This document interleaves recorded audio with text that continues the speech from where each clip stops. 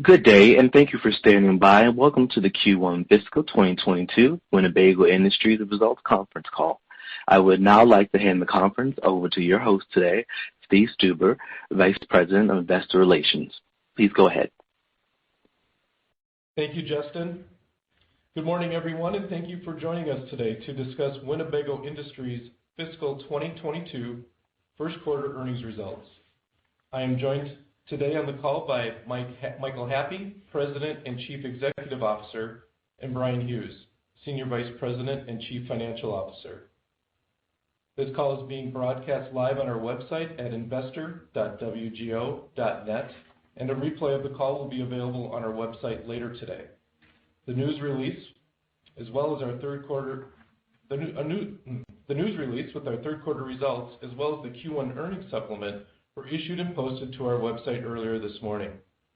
Before we start, I'd like to remind you that certain statements made during today's conference call regarding Winnebago Industries and its operations may be considered forward-looking statements under securities laws. The company cautions you that forward-looking statements involve a number of risks and are inherently uncertain, and a number of factors, many of which are beyond the company's control, could cause actual results to differ materially from these statements. These factors are identified in our SEC filings, which I encourage you to read. With that, I would now like to turn the call over to our President and CEO, Michael Happe. Mike? Thanks, Steve. Good morning, everyone, and thank you for joining us today. As always, we deeply appreciate your interest in Winnebago Industries and taking the time this morning to discuss our fiscal 2022 first quarter results. I'll begin this morning with a discussion of the drivers of our performance for the quarter before turning it over to Bryan Hughes, our Chief Financial Officer, who will discuss our financial results in more detail. Then, I will offer some closing comments and thoughts before we turn to your questions.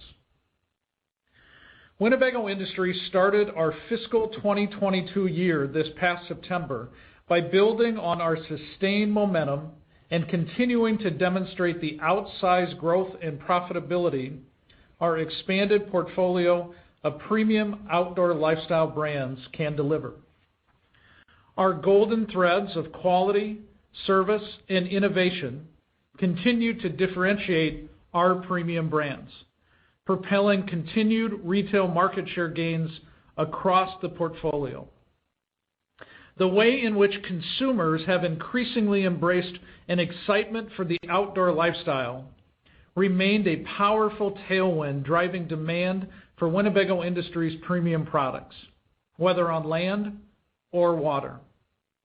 Winnebago Industries grew first quarter revenues 46% year over year, including, for the first time, results from Barletta Boats, and revenues grew 38% on an organic basis, excluding Barletta. The strength of consumer demand for our products drove our RV performance ahead of the overall market, resulting in further retail market share gains during the quarter. On a trailing 3-month basis through October, our RV market share is 13.3%, 1.3 share points ahead of the same period last year. The catalyst continues to be our Grand Design RV brand, which consistently delivers record results and outstanding support for our dealers and end consumers. Newmar branded diesel motorhome share and Winnebago brand towables growth also contributed nicely. In the marine segment, Barletta continues to grow ahead of the pontoon market, capturing 5.3% retail market share on a trailing 3-month basis through October, 1.5 share points ahead of the same period last year. Our outstanding team and their commitment to operational excellence enabled us to deliver for consumers while simultaneously expanding our gross margin to an all-time high. Winnebago Industries delivered gross margin of 19.8% in the first quarter, a 250 basis point improvement versus last year. Our commitment to a make-to-confirm dealer order business model across the enterprise and a highly effective enterprise-wide strategic sourcing team were particularly helpful as we continue to navigate supply chain challenges and inflationary cost input pressures that we fully expect will be an ongoing reality during our fiscal 2022. Before I continue, I want to recognize the superb Winnebago Industries employee team. Now more than 7,200 strong across our 5 brands, our employees have worked diligently to drive our continued momentum and provide the high-quality products and exceptional service our customers and dealer partners have come to expect. They are collectively phenomenal. Now, in the face of record backlogs and working hard to replenish dealer inventories, our team's focus and drive remains a key contributor to Winnebago Industries and driving our market growth. We continue to believe that the accelerated demand for our products, catalyzed by COVID-19 by bringing even more people into the outdoor lifestyle, and ultimately our premium brands, is a lasting foundation to further build on. Recent RVIA survey data showed that an astounding 9.6 million additional households say they are considering buying an RV in the next 5 years, combined with over 14 million households who have camped for the first time during 2020 and 2021. Now, we fully recognize that not all these potential customers will actually buy a recreational vehicle, but we do agree that future demand will be reasonably sustained at higher historical levels, in large part because of consumer interest and participation in the outdoors being at all-time highs. Winnebago Industries is uniquely well-positioned to continue to capture an outsized portion of the market's growth and deliver that value to our employees, communities, and shareholders as more families take to the great outdoors and enjoy the outdoor lifestyle. Winnebago Industries continues to invest in the long term, appealing to the increasingly diverse number of consumers turning to the outdoors in both recreational vehicles and marine, providing a strong foundation for additional growth. As evidence of that, today we are reporting our marine segment for the first time, consisting of our premium branded Chris-Craft and Barletta businesses. We are convicted in our intent to profitably grow this segment meaningfully in the years ahead. As Brian's remarks will outline in more detail, our marine segment is performing well and in line with the high expectations we have for Barletta. The results highlight the strength of the pontoon market and Barletta's unique offering and strong brand affinity, which has integrated smoothly into our portfolio and delivered on the high growth expectations we anticipated. Barletta extended our reach into one of the fastest growing boating segments, the pontoon category, and we see tremendous opportunity to further leverage their unique product innovation, quality, dealer network, and service offering strengths to sustain retail market share growth. Barletta is delivering both an exciting growth platform and a natural fit with our broader portfolio of premium brands. Within our marine segment, Barletta is balanced by the iconic Chris-Craft brand, which was our initial entree into marine and a truly strategic entity in our premium brand portfolio. Together, they are enabling Winnebago Industries to capture more of the industry-wide demand for the outdoor lifestyle and drive incremental growth. Overall, we see a meaningful runway for further growth across our portfolio, as Winnebago Industries is well-positioned to tap into the secular demand shift of consumers embracing the outdoor lifestyle. We are also investing significant energy and resources around emerging technologies and anticipate being an active innovator in the future as consumer demand for new technology application rises. I want to thank our world-class team, our dedicated dealer network, and supply partners for their ongoing hard work and strong execution.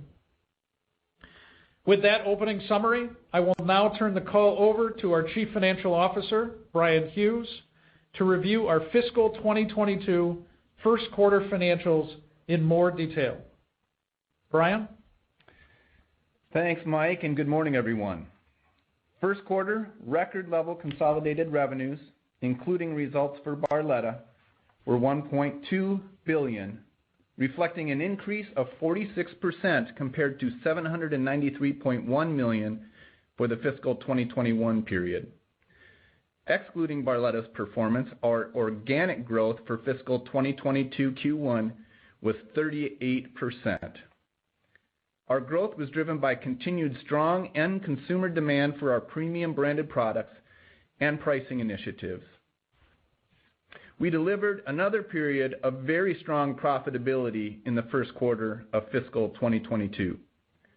Gross profit was $229.4 million, representing an increase of 67% compared to $137 million for the fiscal 2021 period.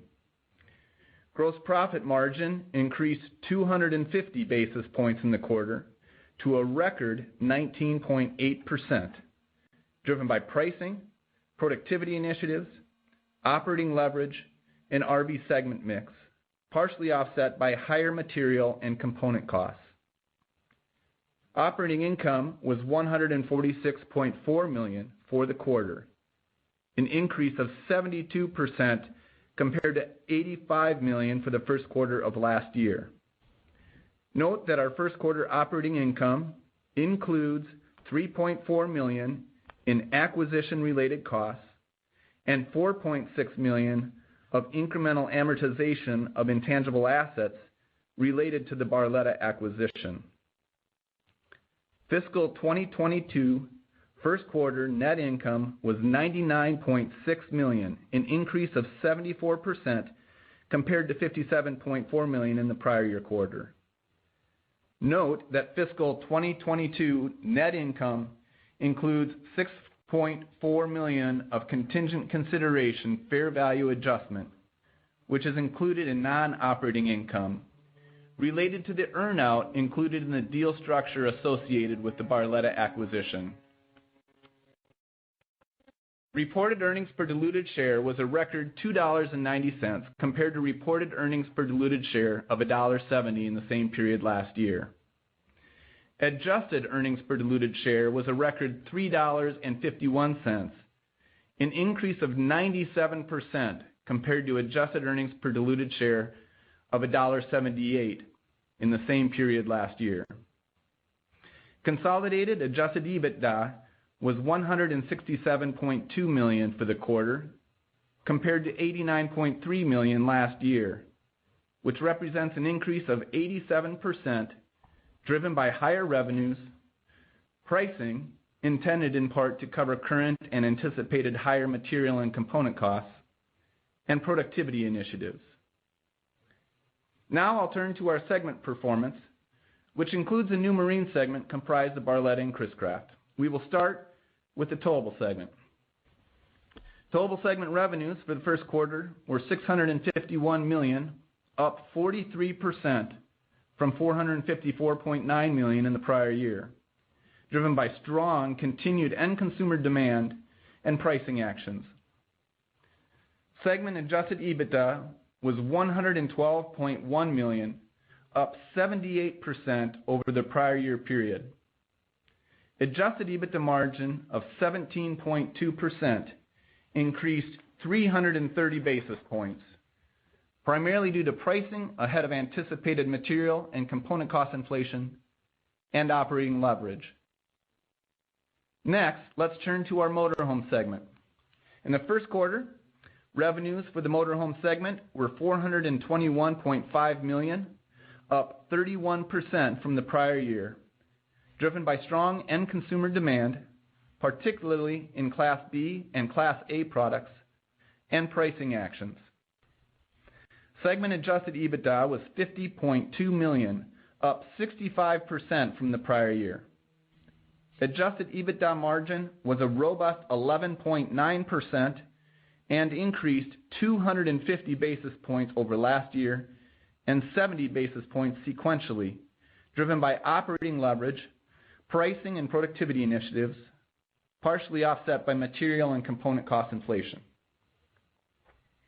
Finally, let's turn to our Marine segment.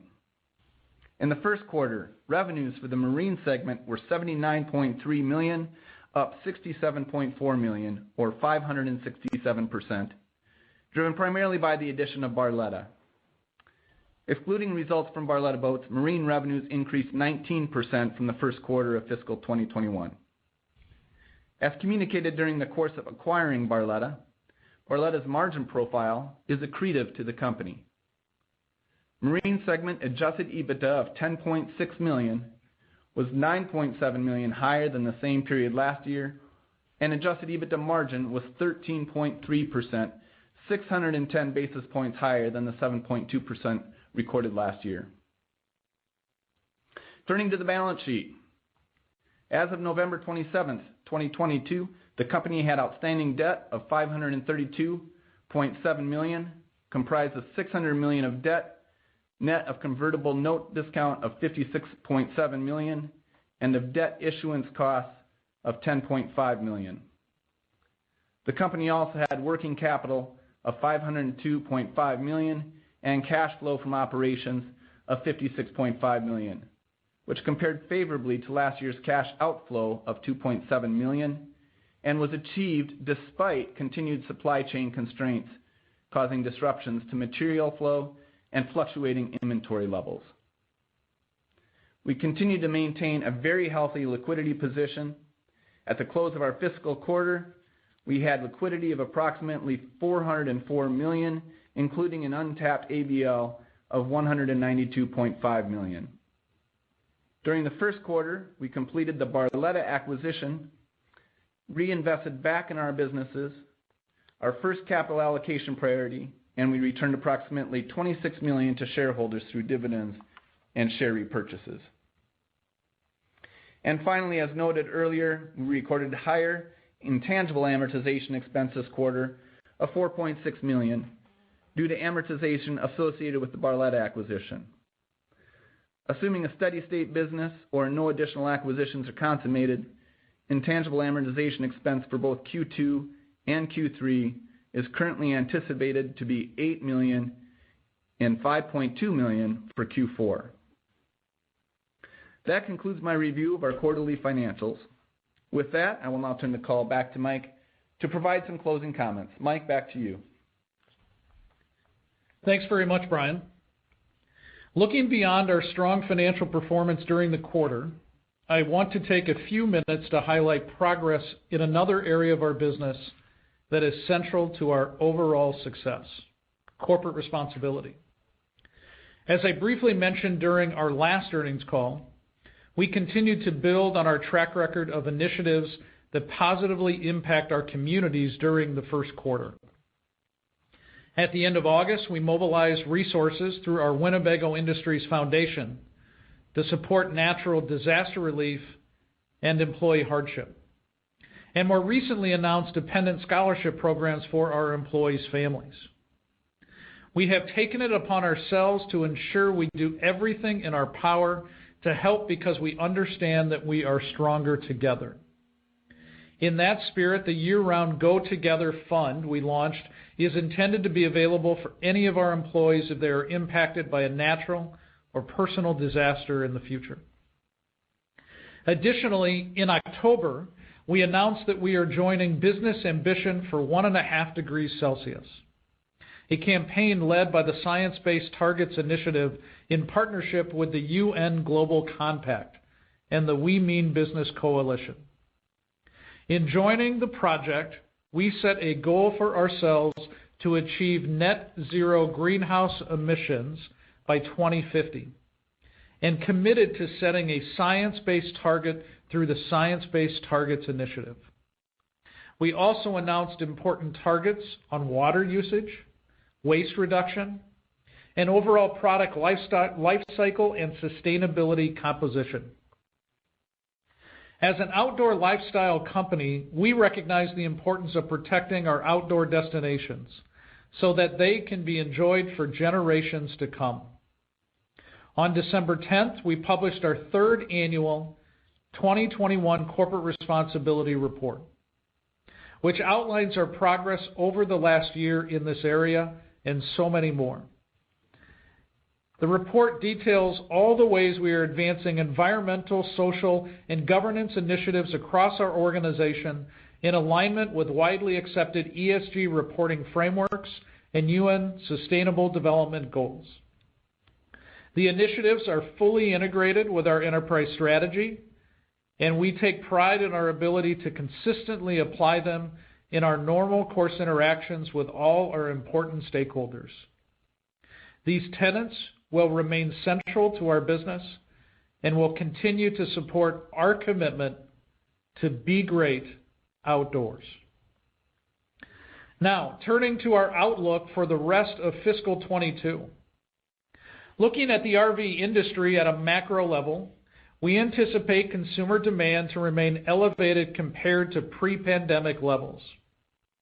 We are aligned with RVIA's prediction of over 600,000 wholesale shipments for calendar 2022, but we will be monitoring closely the retail demand rhythm as the industry works to replenish low levels of dealer inventory.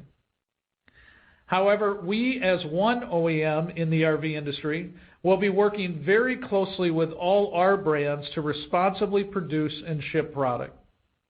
Our dealers deserve ample margins and high returns as well, and our production strategies influence that outcome. While we anticipate the supply chain constraints and inflation to continue, we have found a good cadence in working closely with our suppliers to mitigate the impact as much as possible. Most importantly, we will continue to match our production levels with confirmed dealer orders. This enterprise-wide mandate is an important part of our business model and is especially important as the industry works to replenish but not overdrive dealer inventory levels. We continue to believe RV industry retail in our fiscal 2022 period will be at its second highest level, only behind our fiscal 2021 cycle. We fully expect Winnebago Industries' portfolio to continue gaining retail market share in the RV market, behind our steadfast commitments to quality, service, and innovation. Additionally, we will also continue integrating and realizing the full potential of Barletta's premier products and expect the brand to further gain retail market share as that market for pontoon boats remains at near record levels. In short, we are relentlessly focused on sound execution of our winning strategy to build on our strong momentum. That concludes our prepared remarks this morning. I would like to wish each of you on the call, our dealer and supplier partners, our end customers, and especially our employees and their families, a safe and happy holiday season. I will now turn it back over to the operator for the Q&A session. Thank you very much for your time this morning. And as a reminder, to ask a question, you'll need to press star 1 on your telephone. To withdraw your question, press the pound key. Please stand by. We'll compile the Q&A roster. And once again, that is star 1 if you'd like to ask a question. And our first question comes from Craig Kennison from Baird. Your line is now open. Hey, good morning. Thanks for taking my question.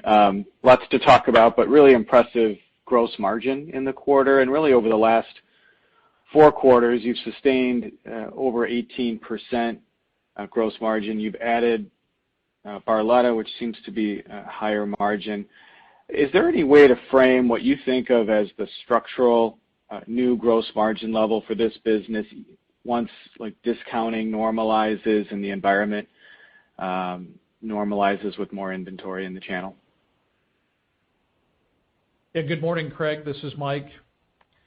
We certainly are pleased with the financial performance of the company over a very tumultuous period here, the last 4 to candidly 6 or 7 quarters. And yes, we have been able to consistently reach levels of profitability during the past year that have been historically higher and that we are pleased with. It is difficult to fully predict the different curveballs which could affect the business in the future concerning inflation or supply chain disruption. And we certainly recognize many have questions about the sustainability of our profit profile. I can just tell you organically that we come to work every day working to do our best to earn a premium price in the market through our dealers with our end consumers. And we work internally to continue to transform the business to be as efficient as possible so that we can manage the costs within the business. We also continue to change the profile of the company from an overall portfolio standpoint. And in the course of the last 25 months now, as we sit here today, we've added 2 important businesses in Newmar, and then, as you mentioned, Barletta. And we anticipate over the next several years that we will continue to manage the portfolio profile so that we give ourselves the best chance to continue to improve and maintain the profitability of the company going forward. But I will turn it over to Brian Hughes for any comments in the near term on some of the structural dynamics happening. Yeah, I guess, Mike, the comments that I would add are, first and foremost, we have talked for some time, Craig, about the product portfolio being the primary driver of margins long term. The innovation that we intend to bring, the quality differentiation that we very much intend to bring and continue to bring, and then the post-sale service that our products are intended to be supported by. So that's the most important thing for our long-term margin profile. Certainly, when we price, we do so with cost inputs and inflationary pressures in mind, but even more so, we price to the marketplace and what we think the market will support for our innovation, our quality, and our service. We've also, as we've talked about in the past, pursued productivity initiatives. We believe those have been a meaningful contributor to our businesses. We've talked historically about motorhome, but I don't also want to undersell the things that the towables business has done over time as well to get more out of their existing facilities, increase their output, their throughput, and they've done a phenomenal job at that. And that is reflected certainly in the margins that we saw in Q1 and the elevated margins, frankly, that we've seen in the towable segment historically. So I know there's a lot of open questions about, gosh, looking forward, is there going to be headwinds from marketplace dynamics, from cost inflation? Well, sure, there's going to be headwinds. My point is that we're going to continue to fight those headwinds with tailwinds and the things that we have done historically and will continue to pursue. Mike and I believe that there is more to be done in our business to capture the opportunity, and we need to continue to do that, obviously. Our internal expectations are for elevated margins relative to others you may see in the industry, reflected by innovation, quality, and service, great product out in the marketplace. Yeah, thanks a lot. I appreciate that. I think the market's trying to value your business in a post-pandemic way, assuming post-pandemic volume and post-pandemic margin. So any input you can share with respect to those variables, I think, would be helpful. Clearly, with your stock trading where it's at today, people are using pretty low numbers for those inputs. So anything you can provide is helpful. Meanwhile, on the buyback, looks like you were active in the quarter. Maybe just comment on your capital allocation priorities and whether you would still elevate buybacks versus other priorities in this environment. Yeah, thanks, Craig, for that question. Our priority continues to be growth. We have opportunity to invest in the business organically. We've talked about some of the things that we're doing to expand our capacity. You see elevated CapEx in our Q1 versus last year and versus our run rate quarterly as a result of those investments. That remains a priority for us, especially in the environment that we're in and the market share accretion that we are realizing. We also have every intention of continuing to grow our business inorganically. We have stated that many times strategically. So that growth remains our first priority. We've continued to ensure our liquidity is in a good spot. We had a leverage ratio of 0.7 at the end of the quarter. That reflects the Barletta acquisition. It is continuing to be underneath our long-range target of 0.9 to 1.5, but maintaining that balance sheet health is also a priority. And then lastly, but certainly not the least of our priorities, I would say, is returning cash to shareholders. We've increased our dividend notably since the prior year, 50% increase. We also, to the point of your question, we have recently received authorization from our board for a $200 million share repurchase program, which we took advantage of. And frankly, we like to have that opportunity to return cash to shareholders through the share repurchase program. We did it at an elevated level in Q1, and we'll continue to utilize that as a means of generating return of cash to our shareholders going forward. It will certainly depend on the other priorities, the growth initiatives in particular, and what the current environment enables for us in that regard. But we'll continue to use the share repurchase program as another means. Thank you. And thank you. And our next question comes from Garrick Johnson from BMO Capital Markets. Your line is now open. Hey, good morning. I was kind of interested in the accessibility enhanced portfolio you have. It's, in my mind, probably a growing category over time.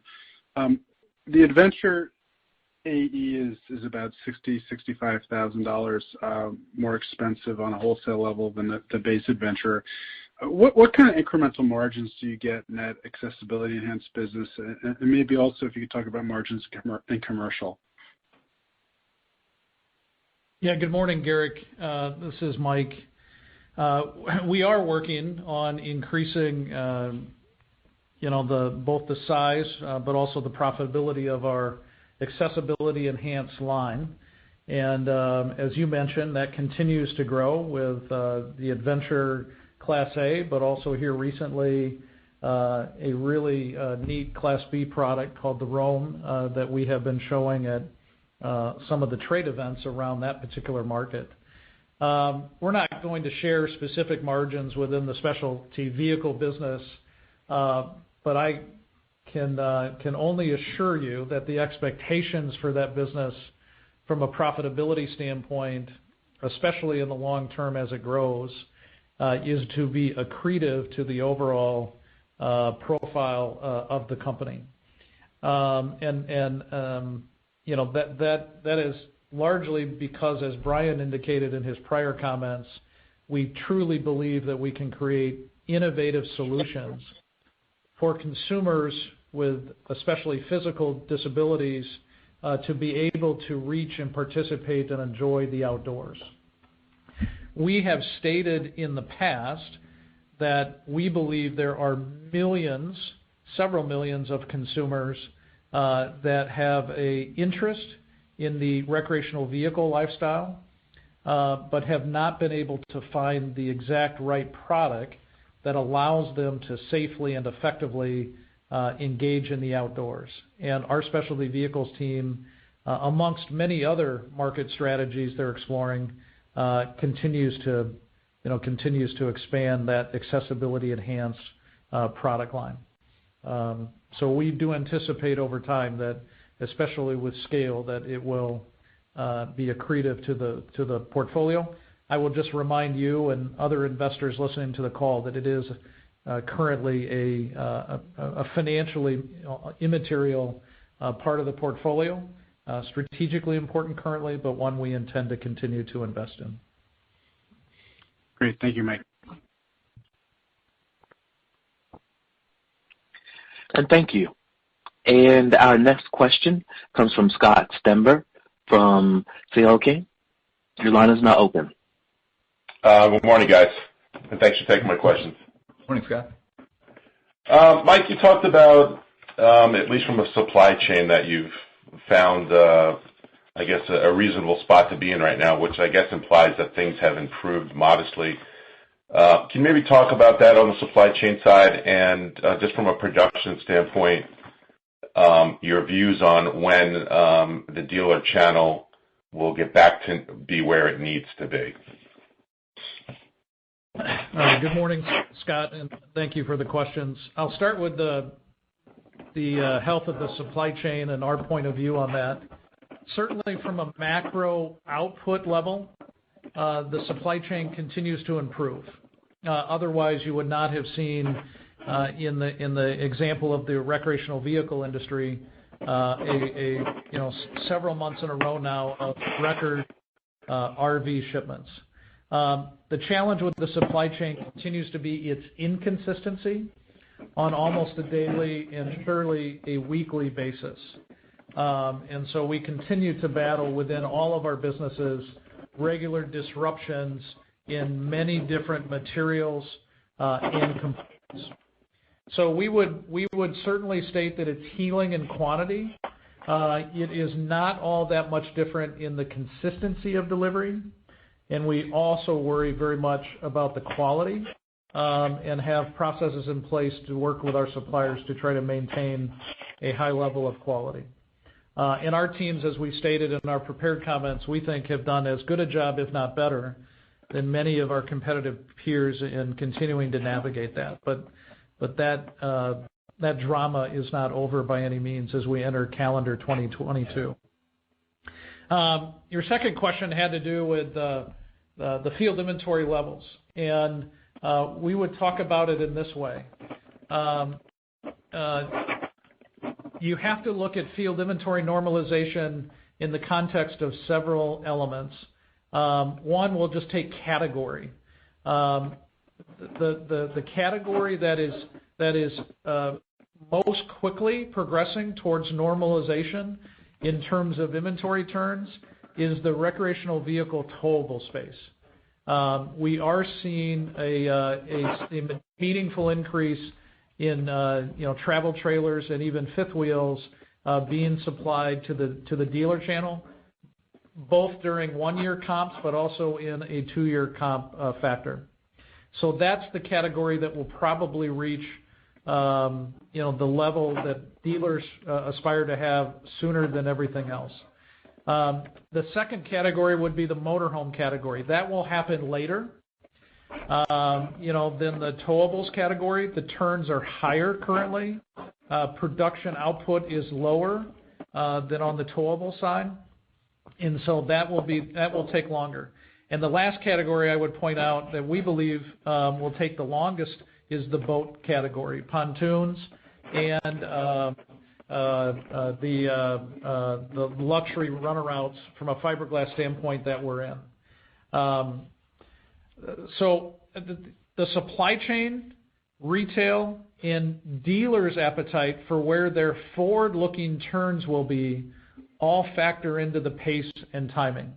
And so I just would, ask us all to make sure that when people say, are we nearing inventory normalization, that we think about it in a more nuanced setting than in just sort of a peanut butter spread context going forward. We believe there continues to be, especially against 2-year forward-looking turn targets, we think there continues to be ample runway in several of our categories to continue to provide dealers with the product that they are asking for. Got it. And then just a quick last question, looking at your backlog in towables and in motorized, seems to be some pretty big implied ASP growth there. Can you talk about, is that future price increases related to your anticipation of, raw materials going up, or maybe just talk about that dynamic a little.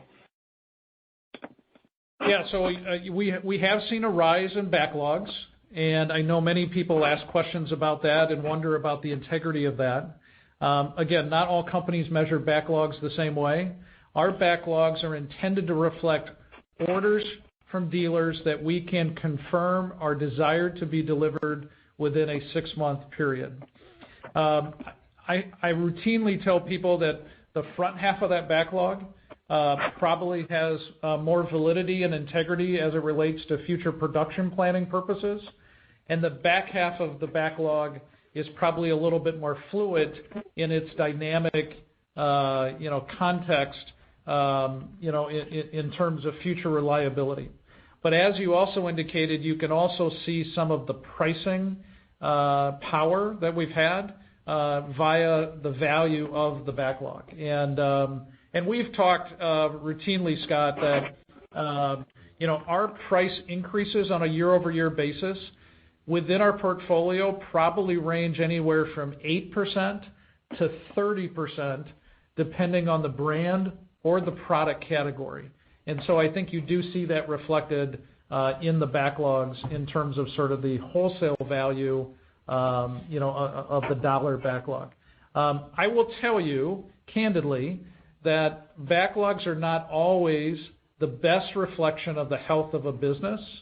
And in fact, it would be my desire over time to probably see our backlog get a little skinnier, because that means that we're probably moving the operational model to a more just-in-time, better deliver a product to the dealer, state. But we recognize that people think bigger is greater. But we continue to focus on sort of the integrity of the backlog and giving dealers exactly the products that they're asking for and not too much. Got it. That was very helpful. Thank you. Thank you. And our next question comes from Mike Swartz from Truist Securities. Your line is now open. Hey, good morning, guys. Maybe just starting off with Mike, you've made comments around just your production philosophy and not wanting to load the channel up with too much inventory. But can you talk about, just looking at the quarter, looking at the industry production, your production, it looks like you undershipped relative to the industry.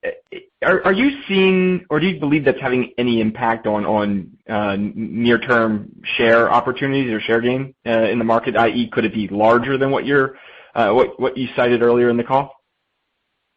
Yeah, good morning, Mike. Thanks for the question.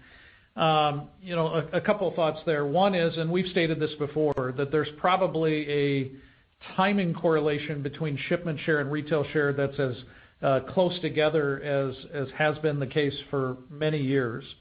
We have been really focused on retail market share, both in terms of units, but also in terms of dollars. The retail market share percentage that we share on a regular basis via these earnings calls is a unit number.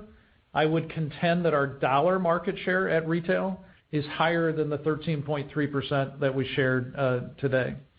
So we are very focused on retail market share, and we understand that there is some relevance between shipment share and retail share, but we are focused on making sure our dealers have the right mix and inventory of product that they need to sell, to optimize retail. We do believe that this spring, especially when retail starts to pop again seasonally, especially down in the south and then gradually towards the north, that the increased amount of new unit inventory on dealers' lots is going to have a beneficial impact to retail velocity compared to a period a year prior where they had a lot less inventory. So we certainly have to keep an eye on the relation between shipment share and retail market share.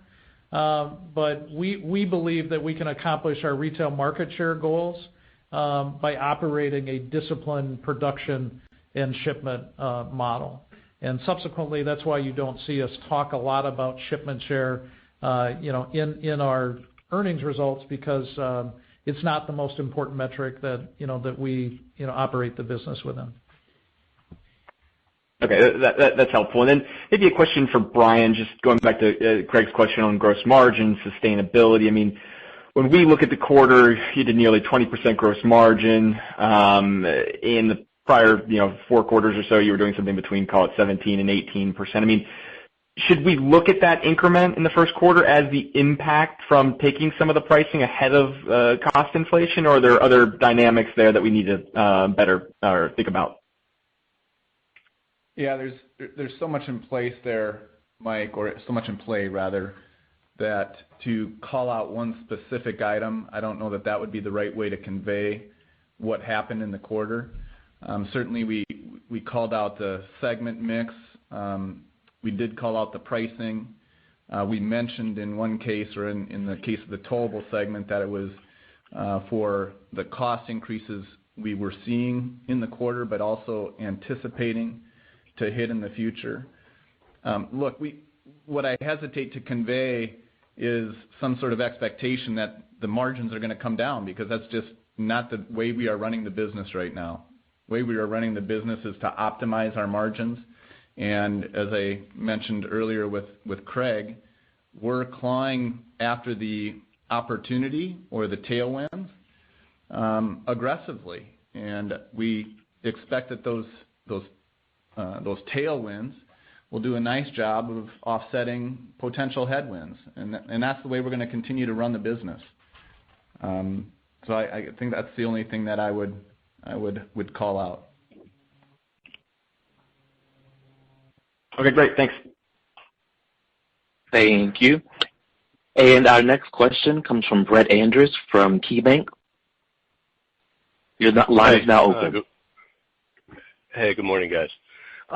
Just a question on restocking and towables. So you built 5,000 units this quarter. I think another 5,000 would kind of get you back to pre-pandemic levels, and maybe you need a little bit more than that to get turns in line, but it would get you close. So I guess, how do you think about price in that context? I mean, how much price can you hold with a normal level of channel inventory and, I guess, presumably a normal level of discounting, that comes with that? Yeah, good morning, Brett. So we strive to balance pricing power and market share progression. And so, all of our businesses, have pricing decision authority within their business, with certainly some oversight as needed from Brian or I. But the direction from the enterprise is to balance, as Brian says, margin optimization, but to do it in terms of retail share progression. I did mention that the towables category is certainly a category that has been refilling arguably faster than the other categories. Now, candidly, I would contend that perhaps the 2 largest companies in the towable space, in the industry, are leading the charge, as Mike's question indicated on shipment share, in refilling the dealer channel. Our turns, from a backward-looking standpoint for our towables dealer inventory, are certainly meaningfully elevated versus a couple years ago. And the combination of market share growth, dealer expansion, new products, we really look at turns from a forward-looking standpoint internally in order to work with the dealers to get them to the levels that they want to run their business with. We believe dealers are going to want to both sustain the margins they have been making and to sustain some higher turn rate than what they were doing pre-COVID. And I think if you've talked to some of, especially the larger dealers here recently, they would validate that. When inventory normalizes in the market, whatever that means, and some level of pricing competitiveness returns in the market at a higher level, our dealer partners will have the first decision to make about how to deal with that in terms of their retail pricing decisions. And their strategies will ultimately then determine, what we would do in the future and, whether we would participate in any of that discounting or promotional pressure. We are not seeing significant promotional or discounting pressure from our dealers on any of our outdoor brands currently. So, we will continue to monitor for that and be prepared to engage in that conversation. But that day has not arrived yet within our business. Got it. Okay. And I think earlier you mentioned, or you phrased it as monitoring the demand rhythm, right? So maybe if you could elaborate on that a little bit more. I guess you have different expectations for the rate of retail growth that we're seeing here this off season. I'm talking about growth compared to 19 versus maybe what you expect to see in the selling season. Just any elaboration on that rhythm comment. Our growth versus 2 years ago, and pretty soon here, 2019 will turn into 2020 from a 2-year comp standpoint. But our growth versus 2019 for our brands in the RV space especially has been consistently positive. It has slowed like the rest of the industry has, but we have been consistently positive. One of the biggest factors to the unpredictability of future retail is the impact of dealers having the inventory that consumers were looking for a year or two ago, especially a year ago, and couldn't see to make a buying decision or to buy something in a time frame that was reasonable. Many of the dealer principals that we speak with have some level of confidence that as inventory continues to increase on their lots and in their showrooms, that their retail prospects have a probability of being stronger going forward. And so for us, we will be especially monitoring what begins to happen in February, March, and April of 2022. And there are a lot of factors, obviously, that can impact overall retail demand.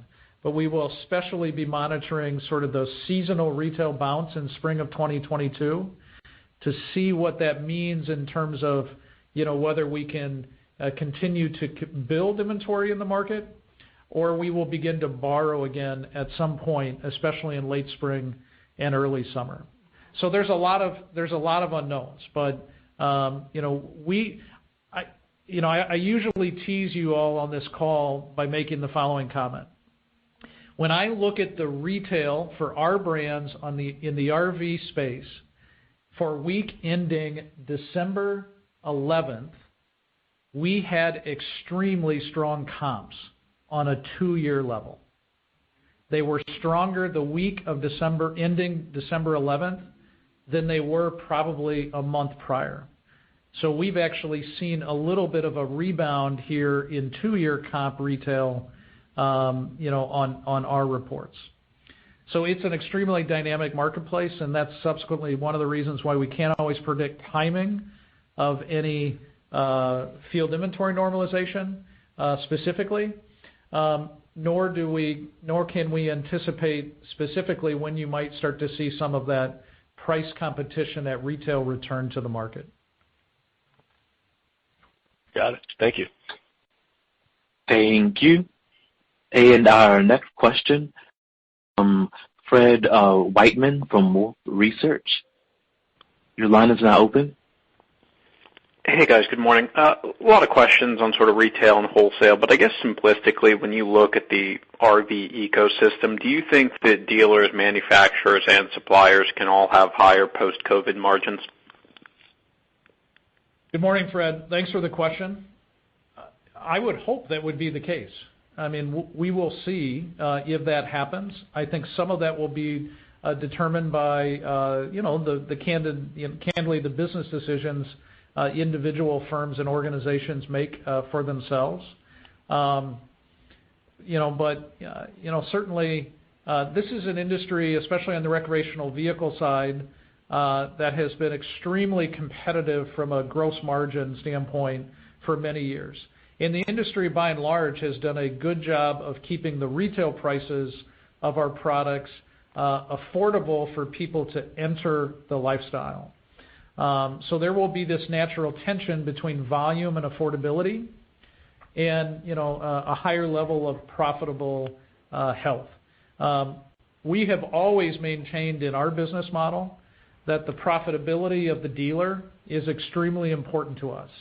And we want our brands on the dealer's lots to be some of the most profitable brands that they do business with, so that they can continue to reinvest in the business. So I personally have, implored or had conversations with several dealer principals about them trying to do everything they can to maintain margins and maintain a higher turn rate, as we get further and further away from sort of this pre-COVID or the start of the COVID era.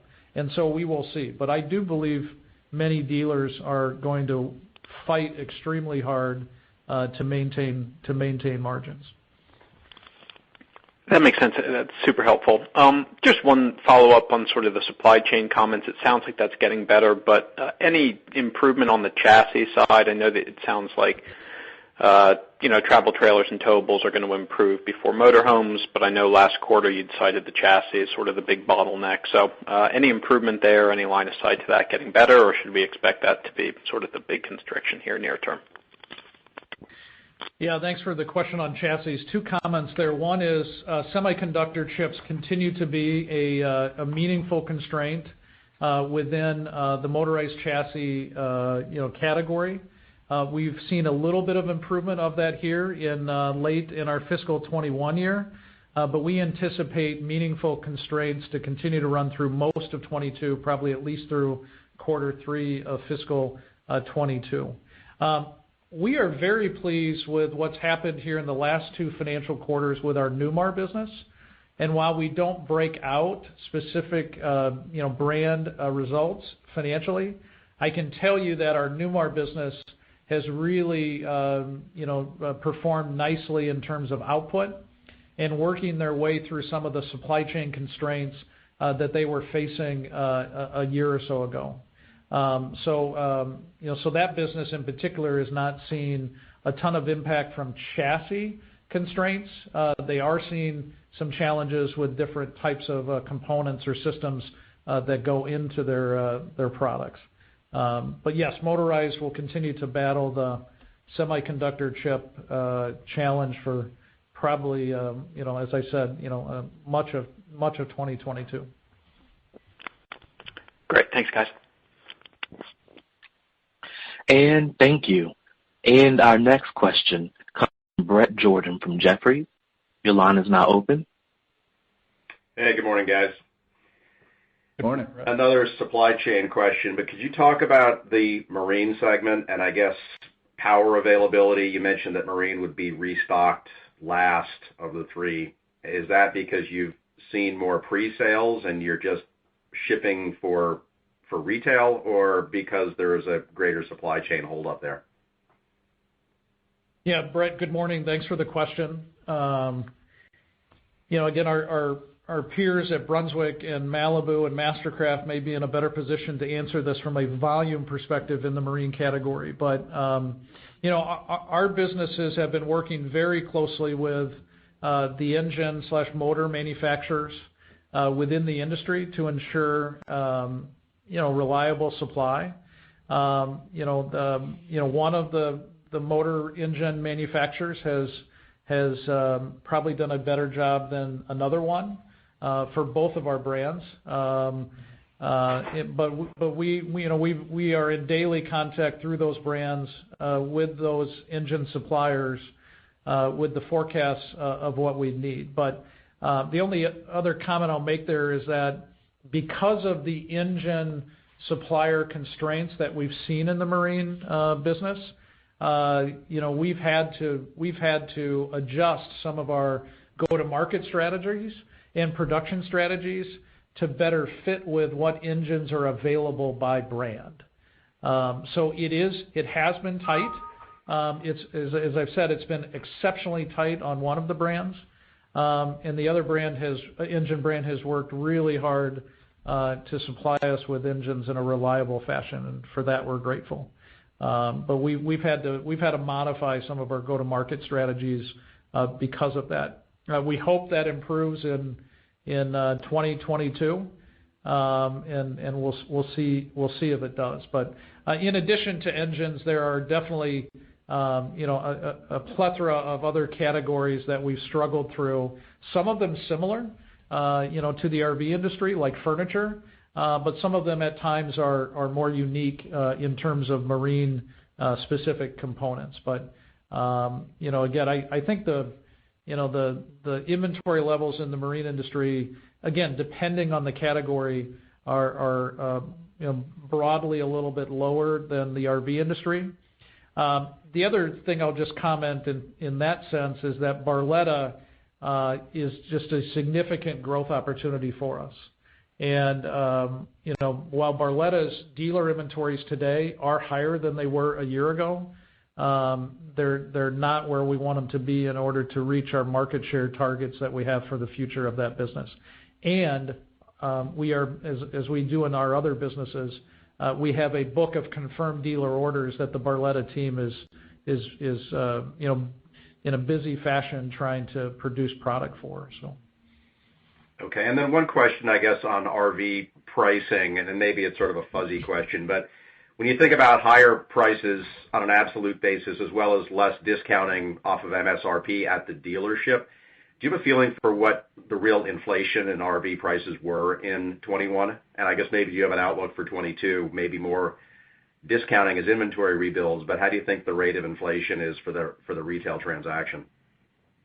Well, certainly the rate of inflation at retail is probably higher than the numbers I gave you earlier at times, because I was referencing more wholesale inflation in terms of our prices to our dealers. So when I said there was a range of probably 8 to 30% within our portfolio, you can probably layer, several points on top of that for retail inflation, as dealers have been able to get, in many cases, full retail as inventory has been limited. So I don't want to quote any numbers because, pricing does vary by dealer.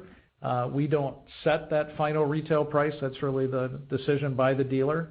But you can probably take the numbers I gave you and add a little pad to that to try to get to a retail inflation number. And again, it varies by category and it varies by brand. Great, thank you. Thank you. And our next question comes from David Whiston from Morningstar. Your line is now open. Thanks. Good morning. Another aspect to supply chains is it can be labor shortages. I was just curious if either you guys or upstream, are you having any labor shortages at your suppliers? So I can't speak as articulately to the supply base. I mean, certainly our suppliers let us know that they are battling labor challenges, but that isn't always the primary reason for why perhaps they haven't been able to deliver us something. And we also have to remember, as I think we're all acutely aware here recently, that we're still in the midst of a pandemic, and the newest variant, Omicron, is something I think all of us in business are watching and trying to manage.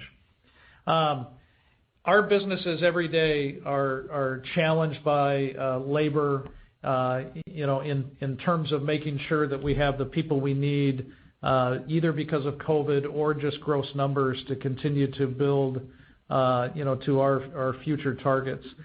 So it isn't getting any easier, David, but we do not list it today as a extreme constraint to our ability to grow in the businesses or industries that we compete in today. Now, we do have manufacturing facilities in some rural counties in Iowa and Indiana that we have some limited talent pools to draw from, and in many cases there we work with the local development organizations to try to attract people to our industry and to that geographic area. But I can tell you in some of the larger markets, like where Chris-Craft is in Sarasota, we do not have as many people as we'd like to have there either. So it is a constant. It has represented a slight, inflationary pressure too internally. As certainly we have to compete for that labor at a higher wage, and we are committed to fair wages. But our businesses continue to figure out ways to be more productive with the people that we can get, and consequently deliver great product. Okay, thanks. And on Chris-Craft in particular, I was just curious, are those customers interested at all in zero-emission boating? And do you see boating about to go into any kind of big zero-emission product cycle? I would say that we have customers across the outdoor segments we compete in that are interested in alternate power technology or zero emissions technology. And so it's not just those highly affluent customers that you would see that would buy buy a Chris-Craft brand. The marine industry is absolutely engaging in emerging technology work to try to bring more efficient power propulsion to that industry. But that's also the same in the automotive and the recreational vehicle industry as well. So I truly believe that over the course of the next 3 to 5 to 10 years in the outdoor industries that we compete in, that the power platforms that many of our products use, will be evolving pretty meaningfully, and our company will do everything we can to be a leader and highly competitive when that happens. So yes, we are seeing some of that new development beginning to happen. But we believe it's not specific to the Chris-Craft brand. It'll affect all of our businesses and brands over time. Okay, and can you just speak briefly what the $4 million litigation charge was for? Well, let me make a comment that, and then I'll ask Brian if he has anything to add. This was an event that occurred several years ago in our business. Related to some of our business development activities, and a point of contention that obviously found its way into the legal system. That is a process that still is active, but one that we had to make a financial entry for in this latest quarter. We're not going to share a lot of details about it. But it certainly is something that we had to book in this quarter because of the progress of the legal process. Yeah, to take that one step further. So we received an adverse judgment that we do not agree with, and we have appealed. The full amount of the judgment has been reserved in this quarter, which could ultimately be less if we prevail on appeal. Okay, great. That's helpful. Thank you. And thank you. And our next question comes from Joe Altobello from Raymond James. Your line is now open. Thanks. Hey, guys. Good morning. Appreciate it. Most of my questions have been asked and answered, but I did want to go back to the topic of dealer inventory. And it sounds like, Mike, you're still thinking it's going to take, probably a couple of years before things can normalize, call it, late your fiscal 23. If my math is right, over the last, call it 4 years, retail has outstripped wholesale by about 160,000 units in the industry. And if we don't get back to normal turn levels and turns remain elevated, what's the number of units that you think we need to overship over the next, call it, couple of years to get back to normalization? Is it half of that? Is it 100,000 units, for example? Yeah. Good morning, Joe. I would like to clarify, the first part of your question in this sense. I don't think I stated a specific timeline for when some of these categories would reach a macro level that the dealers are comfortable with. I do believe the towables category will be first to normalize. That will not take a couple years. That will happen much more quickly than that. But then motorized and boats will follow. And again, there are a lot of variables to this. So, but I do not believe it'll take probably till the end of our fiscal 2023 year for all of that to happen. Some of that will certainly happen sooner, and possibly some of it still here in this fiscal 2022 year, especially on towables. With all due respect, I'd like to not get into specific numbers from an industry standpoint of how much I think would need to be refilled within a certain time frame. And part of that is because, candidly, we have about 13% of the RV market. And so I can't speak with any confidence on the intent or the practices or the capacity of some of our larger competitors who candidly are dictating the pace and the quantity of field inventory in a higher, more meaningful way than even we are. So that may be a better question for some of our larger competitors. Again, we're going to be very focused on trying not to overproduce to our detriment or the dealer's detriment. Everything we make on the product line will either have a retail customer's name or a dealer's name on it that they want, and we will be looking for those canaries in the coal mine that signal that dealers are starting to resist any excess product that they have on order. We do not want to have any open inventory on our lots that forces us to go to the dealers to beg them to take at a discount. That is a business practice that we used to do in some of our businesses that we are trying to get away from. So that's what I'll just comment on for your question. Okay. No, it's definitely a fair point. You talked about fiscal 23 in the past. I wasn't sure if there was any change there. I guess one question on marine. That business is obviously still supply chain constrained. Is the Q1 unit number a good run rate for fiscal 22, or should we assume that steps up over the balance of the year? Specifically, Joe, on the marine yes. reporting segment? Yep. I would say we saw, good production from Barletta and Chris-Craft during our quarterly first year. But I would not suggest that both those businesses were so efficient and productive that that's all they could do. So each quarter is a little bit different because of holidays and the weeks off we give to our employees. So I think it's directionally a good number.